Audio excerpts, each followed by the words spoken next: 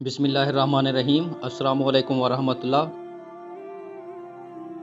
ایک سنار کے انتقال کے بعد اس کا خاندان مصیبت میں پڑ گیا، کھانے کے بھی لالے پڑ گئے۔ ایک دن اس کی بیوی نے اپنے بیٹے کو نیلم کا ایک ہار دے کر کہا، بیٹا اسے اپنے چچا کی دکان پر لے جاؤ، یہ کہنا یہ بیچ کر کچھ پیسے دے دیں۔ بیٹا وہ ہار لے کر چچا جی کے پاس گیا۔ چچا نے ہار کو اچھی طرح دیکھا، پرکھ کر کہا، بیٹا ماں سے کہنا کہ ابھی مارکیٹ بہت مندہ ہے، تھوڑا روک کر فروخت کرنا، اچھے دام ملیں گے۔ اسے تھوڑے سے روپے دے کر کہا کہ تم کل سے دکان پر آ کر بیٹھنا۔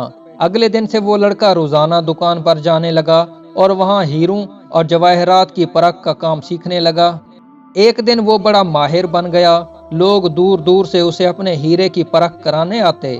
ایک دن اس کے چچا نے کہا، بیٹا اپنی ماں سے وہ ہار لے کر آنا اور کہنا کہ اب مارکیٹ میں بہت تیزی ہے، اس کے اچھے دام مل جائیں گے۔ ماں سے ہار لے کر اس نے پرکھا تو پایا وہ تو جیلی ہے۔ وہ اسے گھر پر ہی چھوڑ کر دکان میں لوٹ آیا۔ چچا نے پوچھا، ہار نہیں لائے؟ اس نے کہا وہ تو جیلی تھا۔ تب چچا نے کہا، جب تم پہلی بار ہار لے کر آئے تھے اس وقت اگر میں اسے جیلی بتا دیا ہوتا تو تم سوچتے کہ آج ہم پر برا وقت آیا تو چچا ہماری چیز کو بھی جیلی بتانے لگے۔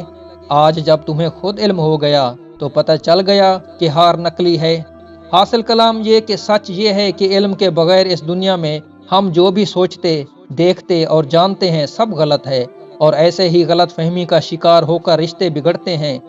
ذرا سی رنجش پر نہ چھوڑ کسی بھی اپنے کا دامن، زندگی گزر جاتی ہے اپنوں کو اپنا بنانے میں۔